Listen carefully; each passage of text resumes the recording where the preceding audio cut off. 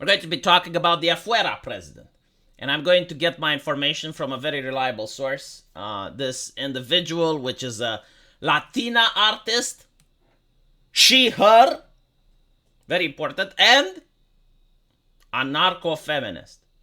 I love the fact that the people who are anarchy-oriented are upset when the government seizes some of its power. I guess like what they are suggesting is that the previous government was the source of anarchy. Either that or they should be sued for false labeling. Like, how can you call yourself an anarchist and be upset when the government is collapsing?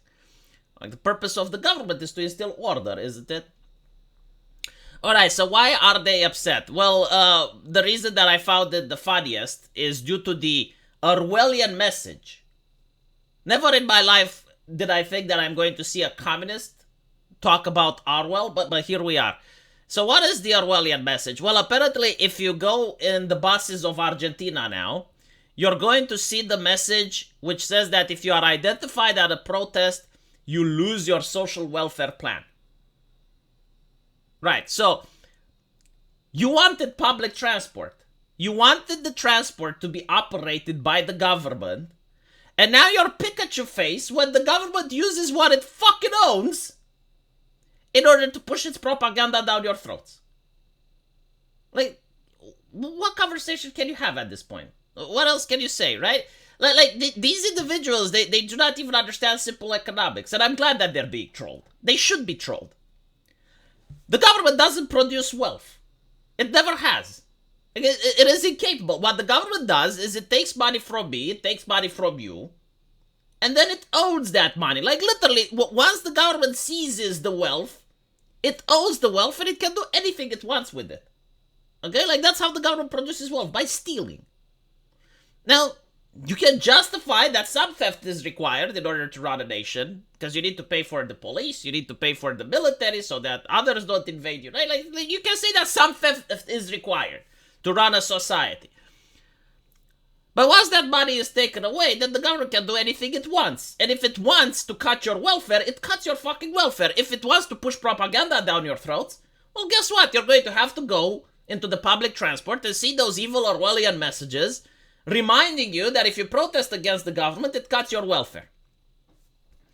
And the thing about having your welfare cut is another one that I find hilarious.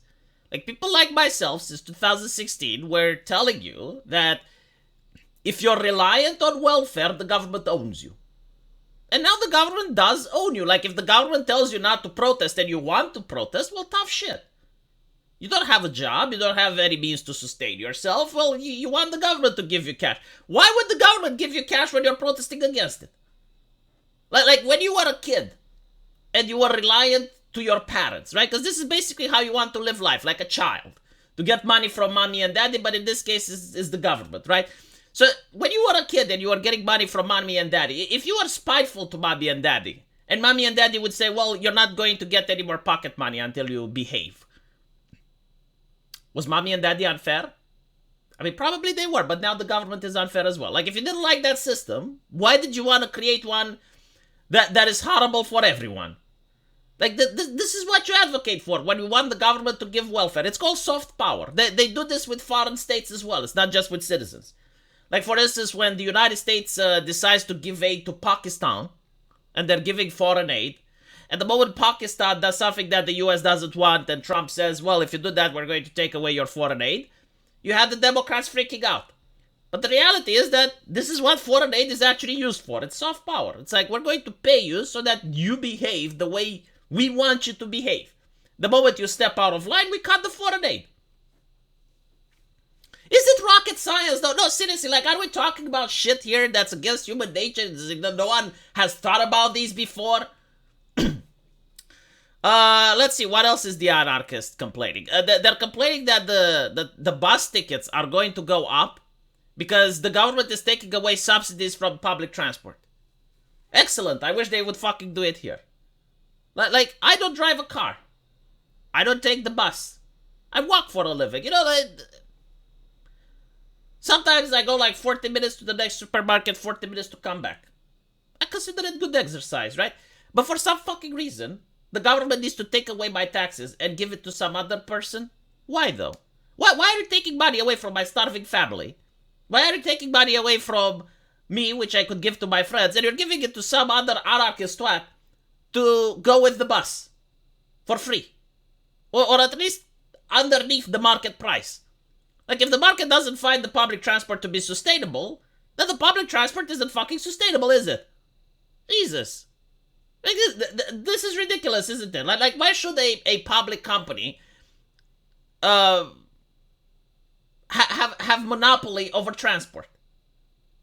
No, there should be competition. Like, when you're going to have like 5 or 6 different bus companies competing with each other, we're going to try to, provide a better service for you, basically, the anarchist woman.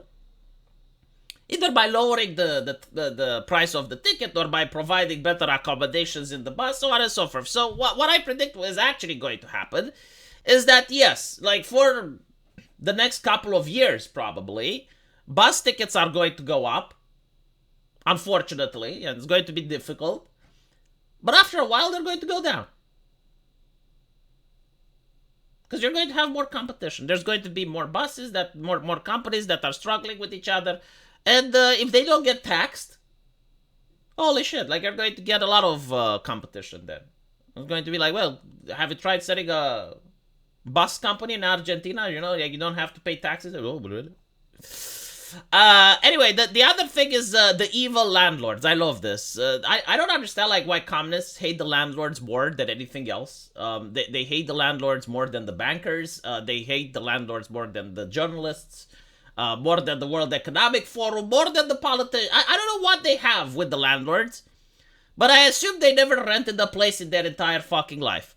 You see, in Romania, 90% of people actually own property, so most people do rent. Like in my town especially, they rent to university students and they rent to other people. And the concept that you can just rent and money appears from thin air is the most dumb American take that I have ever heard. And now apparently it's an Argentinian take as well. When you rent something, first of all, you're assuming a risk. It's a risk-oriented contract.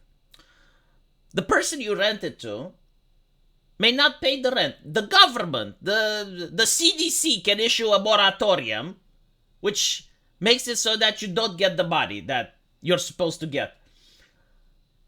Then, on top of that, you can rent to a criminal. Like, this happens actually very often. So you can rent to someone, and my uncle actually had this happen to them. Like, they have like a place in the capital. They rented it. The guys were doing drugs there. The police comes in, breaks the door. The guys try to flush the drugs on the toilet. That gets broken as well. By the time my uncle got there, the place was flooded. Now he had to pay for repairs for his apartment and the one below. I'm pretty sure like communists would be cheering at this shit, which is why you shouldn't rent to communists to begin with. But the second problem is that everything breaks. Like nothing stands forever. So when you rent to someone, that person isn't going to take care of the stuff in the house the same way that you take care of your stuff. No, it's going to be, let's say, very disinterested in maintaining the house knowing that someone else pays for it. It's like when you go to a hotel room. How excited are you about making your own bed at the hotel room? Not very excited, are you, right? So it's the same when you rent a place. Over time, things break. You have to fix them. You have to invest money. Sometimes the damage can be so high that you're actually paying more for the repairs than you're getting for rent. So if something majorly breaks, I don't like the heating system, and it causes flooded, and like that's your responsibility to fix.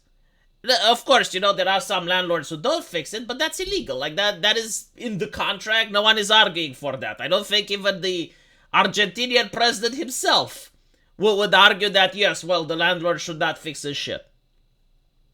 So this is like the reality, and the communists like keep trying to fuck with the landlords. So what ends up happening is people who actually own another property, then they refuse to put it up on the market. Like if they're not making money out of it, why would they even bother, right? So they end up sitting with 2, maybe 3 homes that they don't use, and they just hold them so that they can leave them as inheritance to their kids, or they just hold them so that when the market price is going to be at its peak, then they're going to sell it. And that's what you end up with. You end up with more expensive rents, and you also end up with slumlords having monopoly over the renting system. Thank you, communists. You're so wise, so benevolent. I just, well... or you can have BlackRock. Like, didn't this happen in the United States when the CDC moratorium came in, and in their infinite wisdom, a bank could foreclose on you if you don't pay mortgage? There was no pandemic then. If the bank wanted to kick you out, there was no pandemic. But if you wanted to kick out someone that rented from you, oh, there's a pandemic. You can't do that. So a lot of people went in debt. And what did they do? They sold it to BlackRock. Much anarchy, much wow. Yeah. So anyway, this is just a couple of the decisions that Milei is doing. There are some others that I disagree with, like, for example, selling national land to foreigners. This shouldn't happen, in my opinion. Like, this is ridiculous. Like, what? The Chinese Communist Party should be able to buy parts of Romania? Horseshit. Like, this is one of its policies that I disagree. But see, you can like a guy and still disagree with some of the policies. Yes, I do think that in the long run, just selling like parts of your country to foreigners is going to have a detrimental effect. But it is what it is, you know.